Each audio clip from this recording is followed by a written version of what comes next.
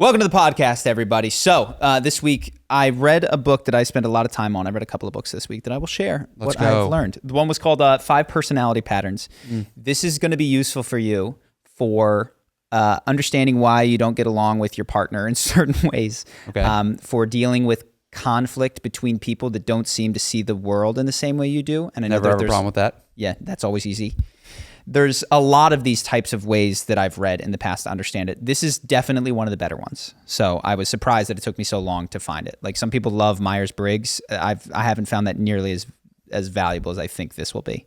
So it's based on the idea that people encounter problems when they're little, dealing with intense experiences. And because they are little, ranging anywhere from like infant to just a few years old, they have very immature ways of dealing with it. They can't calmly sit you down and say, "Hey, mother, when you do this, I find it," and so they have this mounting frustration or energy, and how they deal with it determines the mode that they often go to in their life. So the ways are, number one is leaving, which is the sense of there's a problem and I'm just gonna fairy dust, I'm kind of out of here. And that's associated with people that don't feel they're often frail. They're not as connected with their bodies. And by the way, these, you don't necessarily just have one of these, but this tends to put you in a certain direction. That their feeling is that they don't feel like safe at all. And the only way to be safe is just to get the hell out of there. Well, so they emotionally leave, so you can disconnect and they can just be like a zombie in front of you. Yes. Or they can physically leave. Physically remove themselves, and they don't want to deal with any sort of, heightened intensity. Confrontation. Yeah. A fight breaks out, they're out. It's sad, or it's they're aggressive, frozen. It's whatever. And the freeze is also a very common thing, which is actually like, I've left the building. My body is here, but I've gone somewhere else. So that's one strategy. The other one is called merging. The idea of merging is that you, at some point in growing up, you had to attune to your caretakers so much because they were not reliable in the way that you needed them to be. So you needed to like very, very closely attune to them. Now, we all had this experience at one time or another because we were all literally merged with our mothers. We were inside of her at one point. But this isn't developed past this point in certain people. So there's two types of this. The first way is just pure merging, which is someone who, the way that they solve problems is by falling apart and getting weak and hoping that someone will save them or rescue them. He calls this, and I think that it's fair to say that this is sort of the most feminine pattern. These people, and by the way, all of these have gifts. Like, this person is probably very into connection and interpersonal relationships. They can gauge the feeling of everyone in a room. They're extremely attuned to what other people are feeling, because the only way to stay safe is in relationship with other people. You're not going to say, "Screw this, I don't need you guys, I'm out of here." You need to find a way to be copacetic with people. So like these tend to develop skills in people that can be very positive, but the downside of it is that when difficult things happen, they go into a posture energetically and physically of like, collapse. The motto of this type of person is, "I can't, it's too hard, I don't know what to do." And in that way of behaving like a very fragile thing, they call in other energies that love to be rescuing energies. That type of person. Which is what? Well, we'll get to that later. Okay. So then there's the flip side of this, which is compensated merging. Now, if you've heard that type, you'll know that is, especially outside of women, that is not like smiled upon in society. Falling apart is not, it's one of the least accepted strategies in our culture right now. So a way that people deal with this, when actually what they're doing is fall apart, is they flip the role and they become the caretaker to everyone else. So they're still totally attuned to everyone in the room, but when they feel cold in a room, they'll say, "Are you guys feeling cold? Are you guys... Oh, you're cold? I'm going to get the AC." And the only way that they can start to help themselves is through helping other people. And this is like the mother that is smothering, because it's her need for connection that she's feeling and not the child's. And so she thinks he needs rescuing. He needs this. I have to get in there. I have to help him. Oh, I'm doing this all for him. This is your like standard long suffering. I've done everything for you, but it doesn't really feel like that when you're on the other side, and maybe you feel guilty about it. That's the compensated merger, which is they're very much tapped into your energy, but won't acknowledge that that's what's going on. That like they'll be self-serving, but they're going to tell everyone constantly that they're serving other people. And they'll often convince other people that that's what they're doing. And again, these have gifts as well. They're extremely attuned. Are you hungry? Are you this? Is you that? But really what they're feeling is like, I'm nervous that you haven't noticed me or needed me in a while. And so this is the mother that can't let go of her child's need for her and doesn't struggles with the child separating and no longer needing her. This, of course, this can also happen in men. So yeah, that's the merging. Then the next one would be the enduring pattern. This is someone, and again, this can occur for any number of reasons. They're also based on skills that you sort of innately came here with. So, if you're really good at just emotional attunement from a very young age, merging is going to be easier for you. If you're really good at hunkering down and taking shit, enduring is going to be good for you. And the idea is that the enduring pattern is it's the one that you would imagine this prototypical man of few words, soldiers through it, shit happens around him. He's kind of like the mountain in the storm, doesn't really react, is slow to act, speak, or whatever, and just, the mountain. And how can you tell the difference between that and like disconnection? Like the person who's frozen versus the mountain?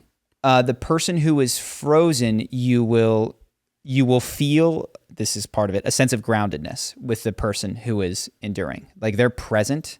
He talks about the body type of the enduring. It will often look very different than the leaving person because the enduring type still is in their body.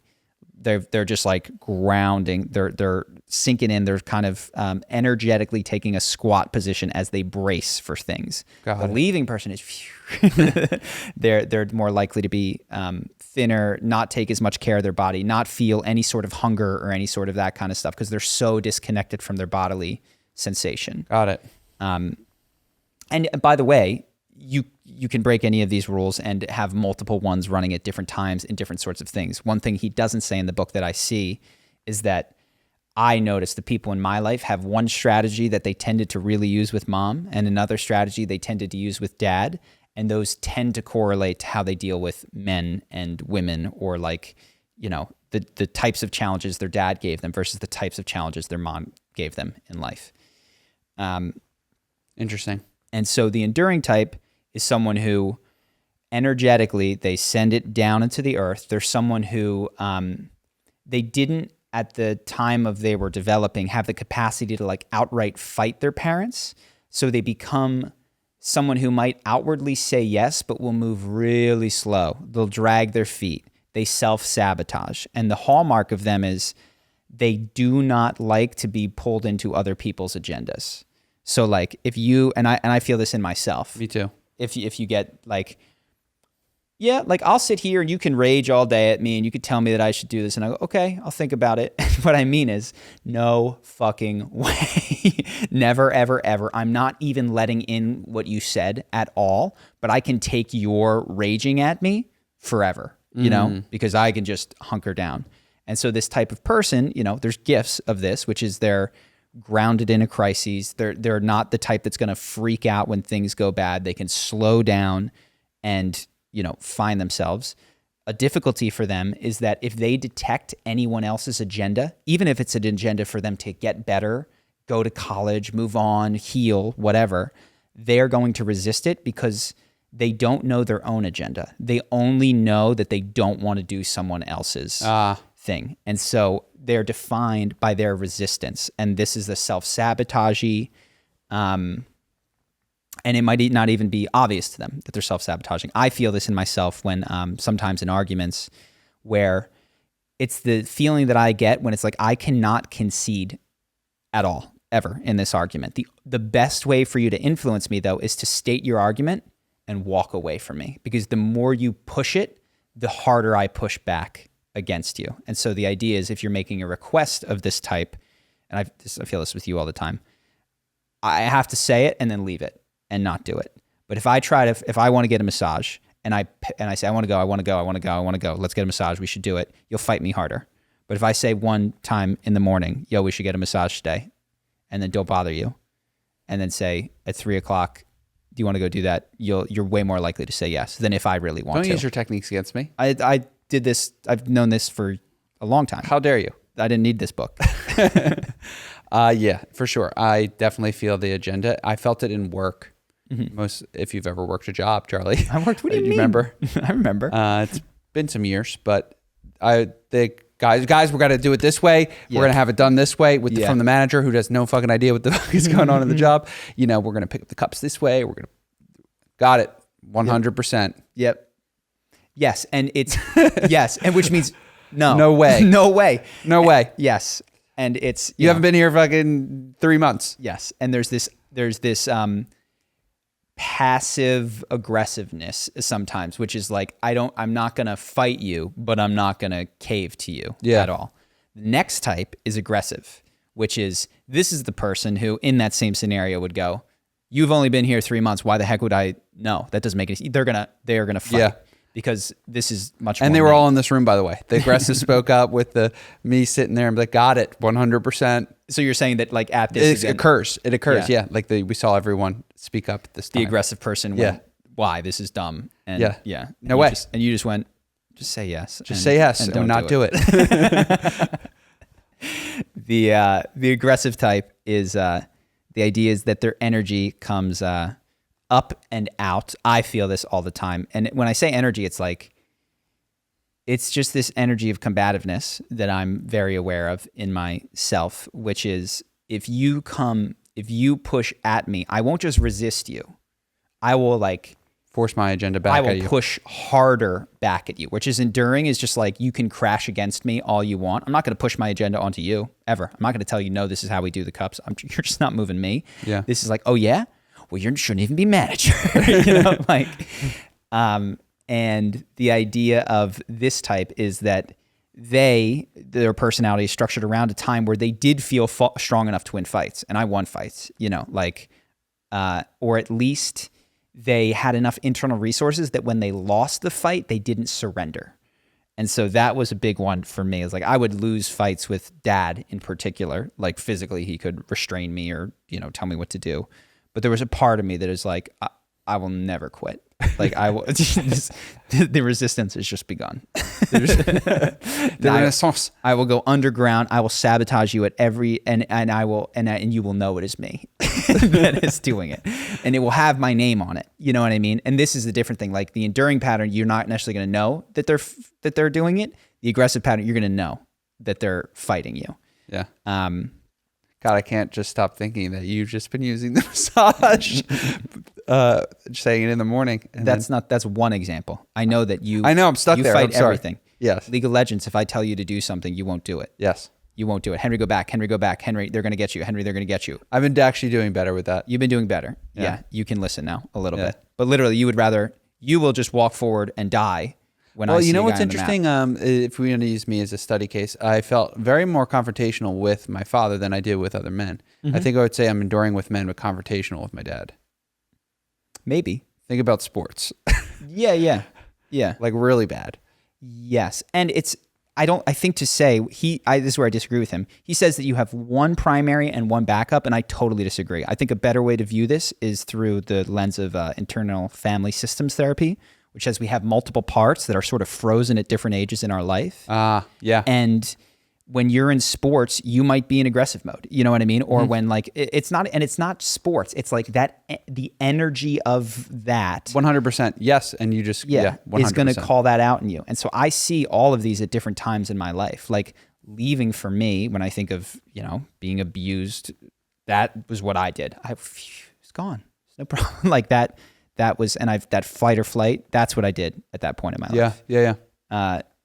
And so I see all of these ones, but the one that you'll most often detect in me is aggressive. Now it's tempered, and this is the reason that I don't look just like it, by all of the presence of these other types. So anyway, the aggressive one is self-asserting. One thing I remember you telling me about the aggressive was like they believe that the self-asserting, that the world is solved through their agenda. Yes. And so all of these have a wound. And I paid more attention to the aggressive one because that was the one that I resonated with. But if I can go through, the leaving one's wound is they didn't feel safe being embodied. Like they don't feel safe at all in their body. The merging one's wound is that they can't get full. that like they feel this need for other people to fill them up, and they don't feel themselves inside of themselves. And there's always this need to get someone else to put inside of your system. The enduring type is, I believe, I don't remember as well because I didn't read it as closely. The aggressive type is that they didn't feel contained by a more loving, more powerful force. And this is very true of me growing up for a lot of period, which is, imagine if you lived in a world where there was nobody that was both simultaneously more loving and more powerful than you. Well, then you're the ultimate backstop. You're the only one that can be leaned upon, and you can never fall apart because you're outside of you is either less loving or less powerful. That's all that there is outside of you. And if you have that experience, true or not, about the world of, the container that your parents kept. So for me, it was, conflict with my dad meant that I saw him as, in some cases, and it was like spot on at sometimes, this often occurs in young men who rescue their mothers from their evil fathers, which is not true, but is what it can feel like sometimes, right? And so I can't rely on this force outside of myself to be bigger and stronger. I'm the ultimate thing. I'm the oldest brother. Advantages of this are, when it comes to problem solving, I believe every problem is solvable by me and is created by me. So I am more capable of solving problems than other types are that might just quit or fall apart. And it makes you incredibly resourceful because you feel like it's just a lack of information that you need in order. So it helps with entrepreneurship. It's like, yes. You take Alex Ramose's advice. I just don't have enough information. Invest in myself. I'll get it solved through me. Mm-hmm. It's not out there that's going to get it, as maybe the merger would. The merger would be like, I need someone else to come solve this specific problem with, I don't know if you want to take business, for example, the marketing aspect of our product. You're like, I know how the world works. Well, merging is just like, I can't do it. Someone else has to do it. So the aggressive might say, someone can teach me. I need to get someone to teach me. And so it's not that you can't receive the help of other people. Okay.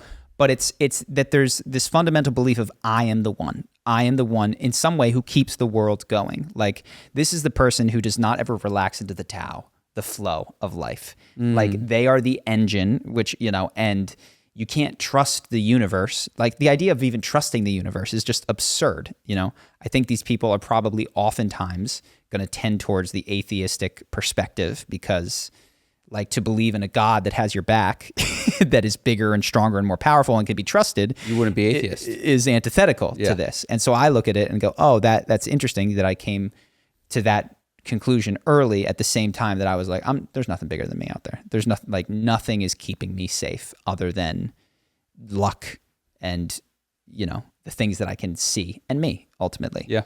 And so that's the aggressive type. And again, there's advantages, disadvantages. It talks about them. They often coincided. That was the one that was closest to me. And then there's the rigid type. The rigid type is, rather than merging types, which reference other people, what do you feel? So that will tell me what is safe for me to feel and what I feel. Or the aggressive type, which is like, what do I feel? Let me assert that in the world. The rules type is, the rigid type is, what do the rules say? And so they lack connection with themselves. You can think of somebody who was like raised in a very strict Catholic, there's this watching presence of the rules, which could be hippie rules. It could be Catholic rules. It could be rules of being a real man. It could be something out there. But you got to follow these rules. And the way that they deal with people is they don't say, I'm going to take it from you or you need to give it to me. They say, the rules say you should give it to me, and they often become very good at referencing the rules. These people tend to live, and I see this sometimes more in the past in myself, is that this type of person does not understand that there is a world outside of words. Like, the way that they interact can be very surface level with words, where they want check boxes of how to, like, do things right, make you happy. And when they're unable to get check boxes and rubrics, and you say broader things than, like, I just want you to understand me. I wish you could see me clear. Like, that's very frustrating to a type that just wants, like, I want a clear checkbox of, like, I come home, I take off my coat, I give you a kiss. Or think of school as if you're a young kid and it's like, I know my homework, versus like, today you're gonna have to go do creative writing, and we're gonna see how creative you are. It's like, no, I want to know 5 paragraphs, and tell me, like, how many words? How do I win at this? How do I win? Yes. How do I not lose? How do I not lose? How do I not? Because breaking the rules is a real fear of this particular type. Perfectionism is huge in this type. And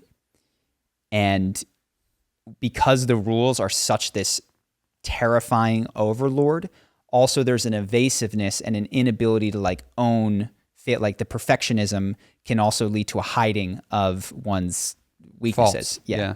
And in the, which is similar to the aggressive type, which is weaknesses are avoided for a different reason, which is that they just feel way too vulnerable. Like they're so if dangerous. you're the master of the universe and you have some faults, it's no longer the master of the universe. Yeah. So broadly, those are the 5 types. There's more that I could say. It's nearly 400 pages of book. There's more in there, but I thought that this was, it's been a very interesting way to, one lens through which to view various relationships in my life. And I think what it purports to do, that it does do, is it gives me an understanding for why I am unable to be understood by certain people. Because it's a helpful roadmap. Yes, to be like, oh, this person is they're very rules oriented. And when I say things to them like, dude, I just wish you could feel my heart. Like I wish you, like where's the checklist? There's no way to actualize that. Is there stuff in the book that's like, here's what happens when these two personalities interact? Yeah, there's some of it. So like one that is very common, which is my romantic relationship, is merging types and aggressive types. So oftentimes you get one type that wants to merge and the other type that is dominant. It talks about the exercises that each one needs. There's broadly 4 exercises, and they can sound airy-fairy, but I think that they're a felt sense of them is incredibly powerful. One is me, not me. This sounds crazy, but this is probably true for you if you're out there, is that people do not know if they're feeling their own feelings or someone else's. Yeah. Like it's crazy to have this realization that if you're that merging type and you're going, he looks cold. It's like, no, you're cold and you don't know how to feel your own feelings and address them directly. So you need to find it in him. Or I think he needs a hug. It's like, no, you need to hug him, and you are so used to not detecting the difference between those two things that it's very challenging. So merging types really need to like work on me, not me. And when you first have that first experience of, holy shit, I've gone my whole life without really seeing other people. Yeah. Because what I saw when I looked at them is that person needs me to hug them. That person needs me to this. It's like, no. That's what you're wanting to do or feeling needed that is inside of you, but that's not coming from them. And it's a trip. And especially in relationships, when you get 2 people that are each confused about what's happening, and oftentimes you find people confused in ways that support you, it can be very tough to untangle, because now you have, oh no, she's cold. It's like, yeah, I am. And that's just the pattern that you guys have gotten used to. So me, not me is one of the things. Core is one that the aggressive types feel connection with, the rigid types don't feel connection with. The enduring types feel like they've put their core like really low on the ground, and it can take a lot of time. That's why they like to go away. They can't feel their core quickly. They need like a lot of space and no other energy in order to feel their core. But the core is the part of you that people ask, I don't know what I want. Somebody asked me, what do you want? That's where you go to ask, and physically it can feel like the center of your body. It can feel like all the parts of your spine down to your perineum, basically where you would find the different chakra systems in Eastern tradition.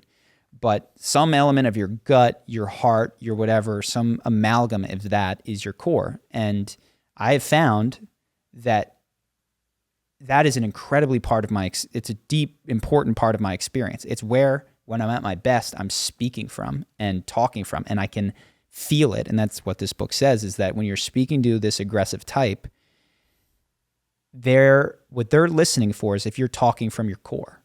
And if you aren't, there's this discomfort that I know arises in me. And so like my lie detector is actually not based on whether something makes logical sense totally. Is someone deeply connected with their core, which can actually make me very susceptible to people who lie but are very convinced of it. So when I listen to, I have watched Andrew Tate, for instance, on camera talk about the ways in which he committed tax fraud and talk about the ways, that he calls himself a pimp and all of these things, and come if not fully admitting, within a hair's breadth of admitting to sex trafficking in a course on how to run cams. I've watched that video at length. But then when I watch him speak, he speaks from his fucking center, man. Like, and I go, I'm listening, like, okay, maybe it was just for TikToks. And I have to constantly remind myself, because I'm actually not, the facts come second to me than compared to if someone's speaking from the core. It's also, I think, that's the negative. That's the downside. But it's also like being so perceptive of when people are incongruent. I can also tell when people are lying when other people can't subtly. Yes. Yeah. And that's really, really helpful. Yes. I can tell when someone's not speaking from their gut, from their core, from their center. And so that's one interesting thing. And every type can benefit from these, but certain types benefit more from the me, not me, from the development of the core. The rigid type needs to develop. What does the enduring type need? Because I feel that I have that felt sense of my core being buried deep in time for it to excavate the enduring type. I don't remember exactly. I can tell you the types. You can tell me which ones. But it has like a list of these. But one is edge, which is it's me, not me. But it's like, where is my edge? Like, so I know where no is, which is what rang true for or what felt resonant when you talked about the enduring type, which is like, I know your agenda and we're not doing that. So like we can get there via no's, like, and we could get a big circle around the no, and I'd be like, there he is. He's all these no's. Yeah. Yeah. Which is in a weird way. So I was wondering if there was like an exercise, like how about like maybe it's like when you ask your girlfriend let's get to eat, and she's like, oh, I'm down for anything. You're like, how about tacos? She's like, no. Or like, how about pizza? No. Yeah. It's like, you know what you want to eat then. Yeah, but I'm not sure. But she doesn't know. She only knows her no. She can't find and that's a small example, but it's like, you can't find the you in there. And that's often true for merging types, is that finding you isn't safe. Like, it's not okay to reference me. It's safer, which is like more annoying, for me to just say no to certain things than it is for me to go to my actual want. Yes. And people can't find it, you know, and I've sat down with many people. They're like, what do you want? And they really can't do it. Yep. And I have a deeper level of understanding for that. Another enduring thing that I thought is interesting is if you get into those conversations where someone asks you for advice and then says, yeah, but 100 times, that's an enduring pattern. So we saw this we went to a creator event, and you saw somebody go, hey, I want advice. And they go, yeah, I couldn't do that because, and they just do it 3 times. It's just, I knew I can hear you not listening, but another lens to add to that is you're asking me to help find you. You're not sure what you want, and you only know how to resist in order to find yourself, you know? So in having me do this, it could be helpful for you, but it's like, also, I don't want to play the role of like fake advice giver. I'd rather go directly and sit patiently with you. And that's a new thing, which is like, when I sense people that are resisting advice, I'm going to go, look, I'll take if you want to do this, I can actually try to help you, which is, let's find you. What do you want? I don't know. Let's take some time, let's slow it down. And so that's a new. That's your confrontation, wanting to get right direct with the agendas, though. Maybe what he needs is to go through the no's and to separate, or to process through a few no's, more no's. I don't like going. Yeah, and you're like, let's get down to the fucking cores. And so let's have my core versus your core. And so what I notice in myself is that I think it's the aggressive energy to other people can feel intimidating because it has an agenda. And I've noticed this in myself. When I speak to people, I'm not trying to hurt them or something, but they can sense me probing for truth, I think. Or it's it's probing for congruence. Yep. And they feel it, and especially when they're not congruent. When you key on it, like you're like a drug dog. Yes. And I'm not trying to, honestly, to me, that's helpful. Like, let's find core. You know what I mean? Yep. Oh, that doesn't match your core. There's a discrepancy here. That's like a gift from me. An intended gift is... You're deeply trying to help. And I see people that have strategies where it's not safe to feel their core, feel that as judgmental or aggressive, or you're pointing out my flaws, or you know what I mean? Like, and for me, the greatest gift is those people in my life when I stray from my core, who reflect me back to my core, you know, and go, where are you in this? I go, oh yeah. You know, he's like, that doesn't make sense. It's like, oh yeah, like helping me find me when I'm lost is the greatest thing. But for other people, that is not so great. Like that needs to be done with a tremendous degree of slowness and tenderness because core is just not okay for them.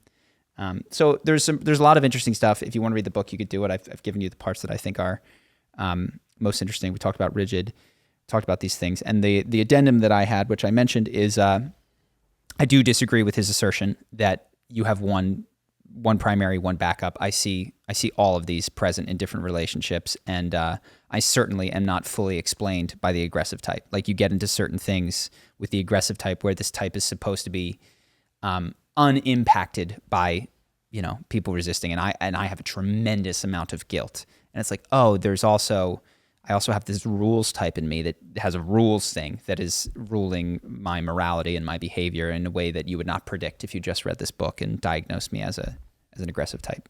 So that was an interesting thing that I did this week. Anything that you wanted to add? I've been reading What Happened to You by Oprah. By Oprah? Yeah. Oprah and another guy. I mean, they're the one voicing it. What Happened to You? Got it. There was two things that I thought interesting. One was the subconscious having triggers as sensitive as just smelling something to send you into like a state. Mm-hmm. The other idea is the idea of dosing in therapy, of like you can overwhelm a patient pretty easily when by not listening to where they're at currently. And so for the dosing story, they use the idea of this 3-year-old's mom tragically dies in front of him. And months and weeks later, the dad is walking with the kid in the grocery store, and he goes up to the store clerk and says, "My mom's dead." And he goes, "Oh, honey, I'm so sorry. Thanks." And then the dad, upon leaving the store, says, "Hey, if anything's going on, let me know." And he goes, "Okay. Like, you can tell me anything if there's anything like you need to talk about right now." Mm-hmm. And he's like, starts shaking. And then he like gets in the car and he's like, "You don't have to shake. You don't have to get," and what the story was trying to illustrate, the kid eventually runs out of the car and then runs in the traffic. And so the therapist got the call, "My son is trying to kill himself." Mm-hmm. And he said, "Well, walk me through what happened each way." And what the kid needed, what the therapist said was that the kid needed is to just be acknowledged in that moment that his mom wasn't here. Mm-hmm. And to go any further at that specific time was overwhelming.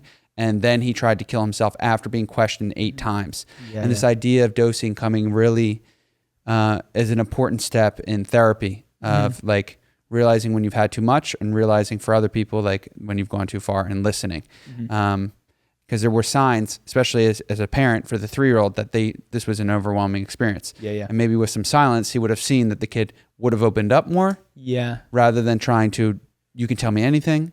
I was going to say the way that I view that is not necessarily, well, I don't think dosing is wrong, but it's like that kid needs space. Yes. A big dose of space. It's actually, so I don't view it as a dosing issue. I view it as a medicine issue. Like if he was giving him too many questions, and it's like, that's not the wrong dose, that's the wrong medicine. Interesting, yeah. Like sit with him quietly. And I don't think it's wrong to view it as dose. You need this much question and this much space is what it feels like. Well, for the 3-year-old, he might have just gone back to playing cars. And from your perspective, would have been totally happy all of a sudden. Yeah. So that was what I found interesting, because I've had experience in therapy and psychedelic therapy where you come out and you're like, I've had enough, and like I need to literally watch TV and like shut my brain off, and then like the dose has been enough.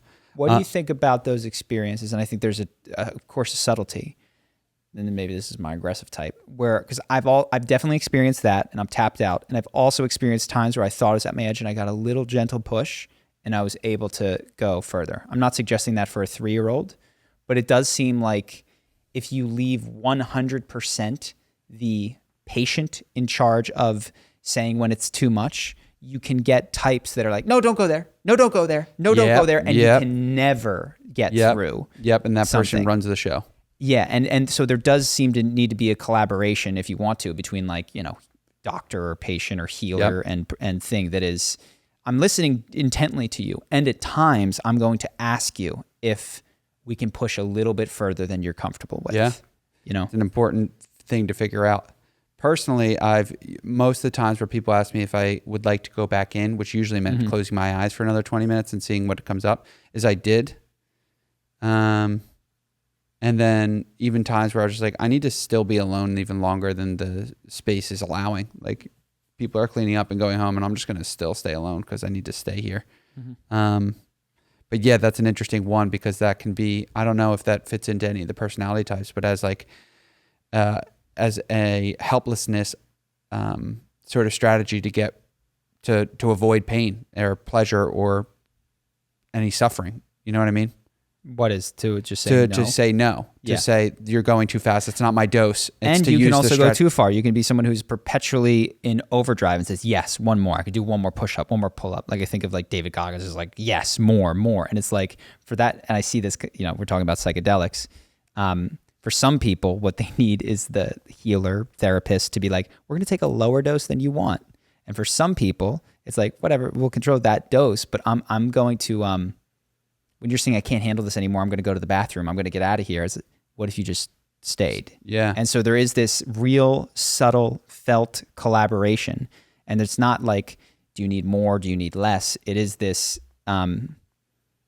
it's tough to imagine an AI ever being able to detect. Get it right. Yeah. Your eyes blink 3 times. Must mean you need to stay in the room. Here's more. Yeah.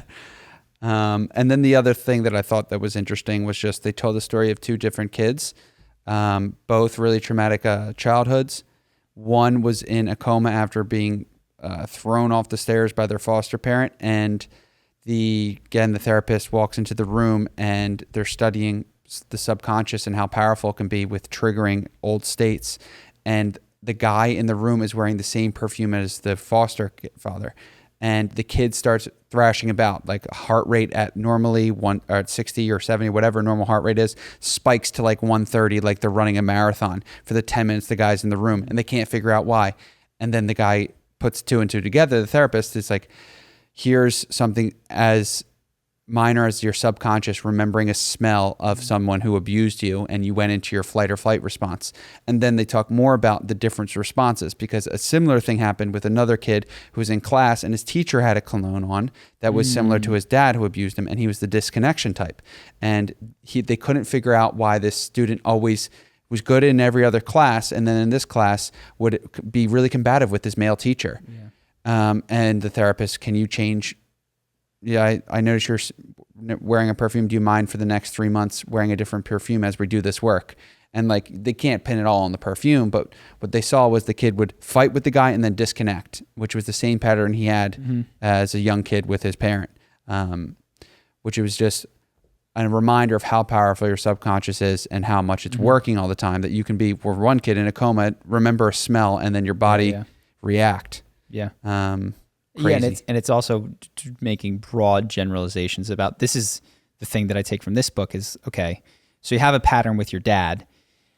You might take that pattern to all other men, or to all other situations that feel competitive, or to all other situations that, in whatever way smell like your dad, or feel like teacher. your dad. It wasn't a female teacher. It was another male teacher. And you can't draw it one-to-one, which is like, okay, this is how you're going to be with men. But it's like, look, if you get a vibe that is like this vibe, you're going to go into this thing. And so, these aren't perfect cookie cutter, I can predict 100%, but you do see these sorts of threads, which is things that feel like mom, I'm going to behave like I did with mom. Things that feel like this dad here, but things that feel like dad when he was drunk are going to behave like this. And things that feel like dad when he was nice guy, I'm going to behave like this. And you get this whole suite of a person and a personality that is somewhat erratic, unpredictable, doesn't seem to respond in a way that you might predict from the more objective view of safety of an environment that is,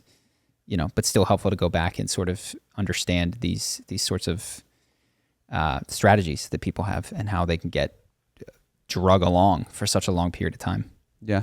And then I think the title that they've reiterated 3 times is like, it's not why are you like the way you are, it's what happened to you, which they continue to rephrase and remind you that you are an amalgamation of the things that happened to you, and that they're better mapping and directions to why you do the things you do than the normal thing is, why are you like this? Yeah. And it just doesn't ask a lot of, not very empowering. There's, I read it to you, maybe I read it to, I don't know if I did, but this idea, it was like from 1750, they showed in the book that I read, this is how, was an essay on child rearing, which is like, The good news about the first several years of a child's life is they don't remember anything that you did. So this is where you can be very severe with them and shape their thing. You want to break their will in this period of time because they won't even remember that you've done it. And this mistaken idea, which is a shame, but it matches our own experience, that we don't remember because our prefrontal cortex wasn't totally developed then, but our emotional responses, which dictate the rest of our life, have been being assembled since the womb. Even in saying that, they like know it to be true though. Like you won't remember, but his will is broken from that point on. And yeah, it's like, oh my God, it is to think how formative those formative years are. Yeah. And while you can make, tremendous progress on that sort of thing, there's value to going in and saying, I don't have clear memory of all of this stuff, but that doesn't mean that it's not real and that I didn't draw conclusions at an emotional, limbic, instinctual level from those early experiences, which were, by the way, primarily not based on what someone said to me, but were based on this vibe that and as you get older, I think you get used to shutting out vibes of situations. You don't, because you're going in, you're talking, hey, what's up? Nice to meet you. You're thinking, how's my eye contact? How's my this? But you're not feeling the really energy is the appropriate word, the energy of a room, because you have so many other high stimulus ways of engaging. And there's value to being like, what is the energy of this room bringing up, reminding me of, not to condemn the room or the people in it, but just to notice this is going to dictate my reaction, on which I will place all of these charisma rules or social graces on top of all of that. But what am I building on here? Yeah. And I think people lose track of the vibe, which is the foundation of people are like, I'm so nervous in this situation. I do this. And yeah, you can place all the lines and all of the things on top of that, but it is helpful to understand what this vibe is for you. Yeah. And it's oftentimes for young men talking to young girls, it's one of just abject fucking terror, but sweet lines. Yeah. And some sweet lines on top of it. There's one other thing, speaking of guys and girls, that was from another book that I read. I know a lot of people, myself at times included, that are, you might call them guy or girl crazy. And the idea that we take that and call that love or romance or something. And in the Jungian tradition, which I actually believe is true, is that he calls anima or animus projection, which is you're projecting your own. If you're a woman and you're heterosexual, you would project your own inner masculine onto a man. And if you're a guy, you would project your own inner feminine onto a woman, and then fall deeply in love with that person or into deep need or obsession with that person outside of yourself. Well, no, it's actually, for instance, what that might look like is there's a part of me that I think I've gotten to know better that would be sensitive, loving, vulnerable, able to cry, able to feel deeply into life. And that was split off from me as a result of my culture and what I needed to do to get by in my life.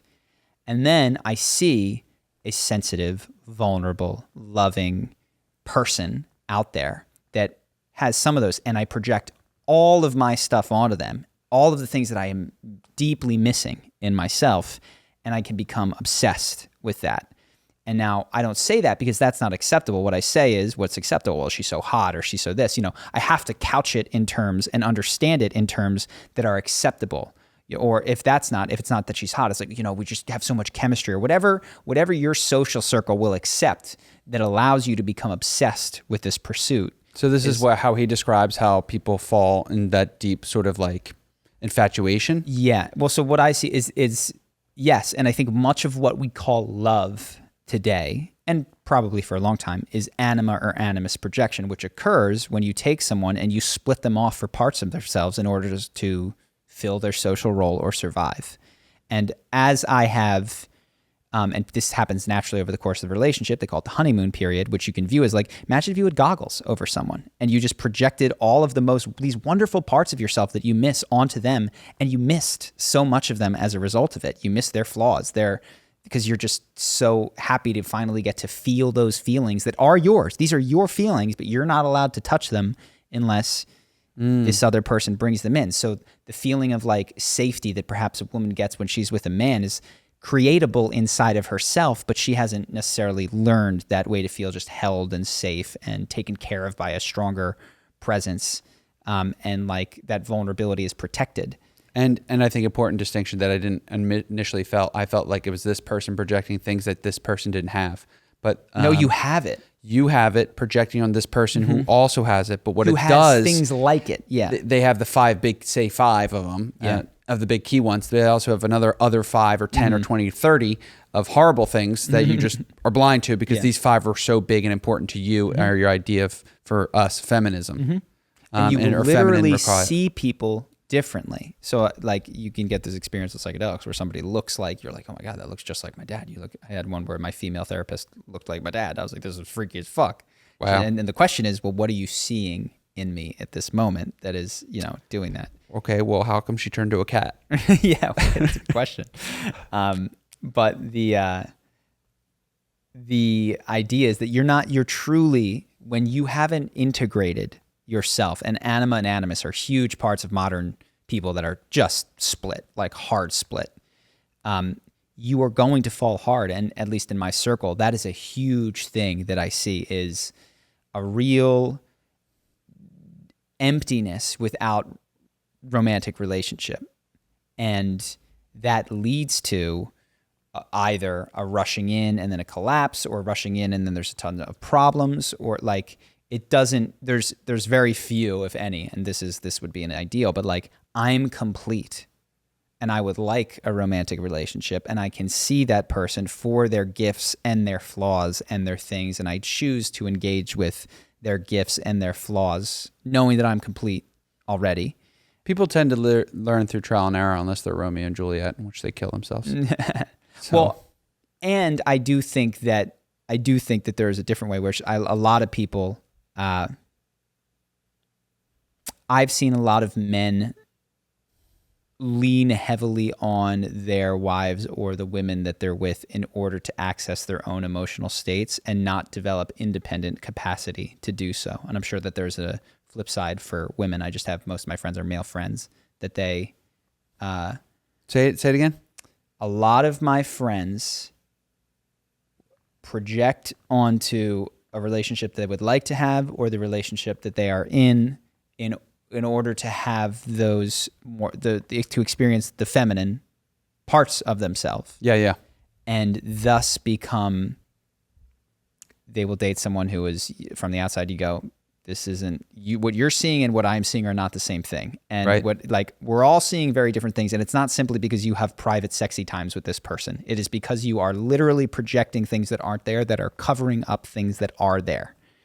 And I do think that you can have an experience of, the more healed that you get, just the clearer that you see everything in the world. You no longer need to project yourself out. You can feel yourself on the inside and then let the outside world be the outside world. Yeah.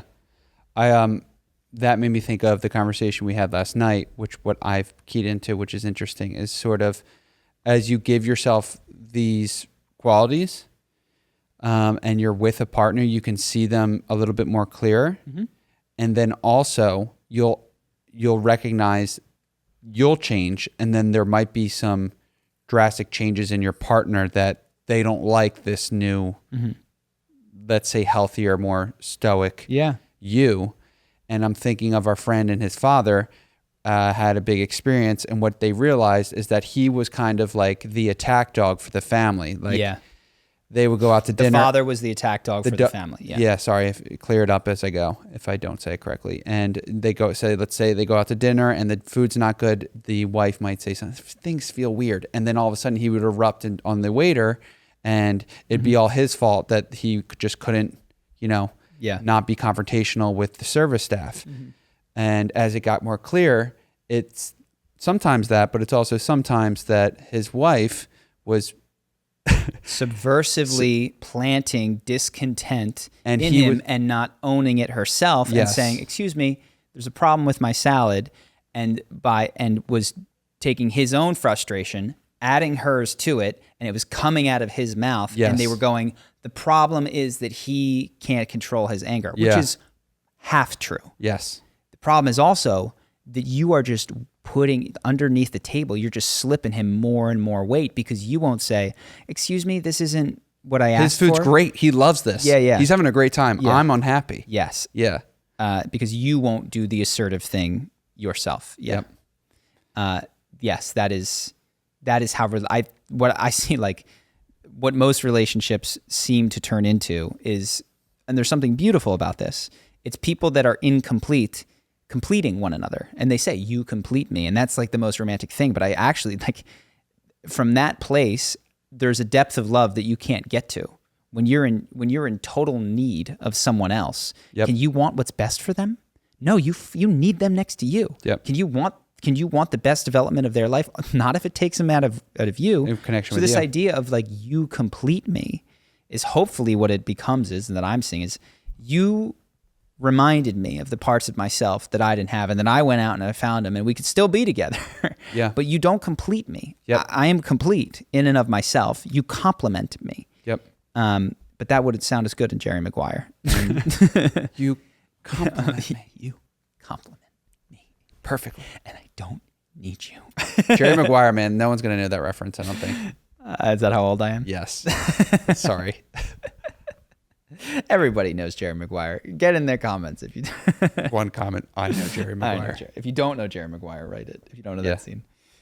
Cool. Anything else? That was what I had. That's it. Beautiful. Appreciate you guys. See the rest of you on Patreon. We chatted about a number of things this week. I don't remember the questions if you wanted to. We talked about dating. We talked about what you should do in relationship. Loss of a parent was one. How to deal with masculinity and how to find male role models if you're a guy. Loss of a parent. Yeah, we talked about some very deep, hard stuff. Very good. So if you guys want to support us, join Patreon. We've got some more stuff for you over there. You can do so in the link in the description. Either way, we appreciate you, and I'll see you next week. Peace.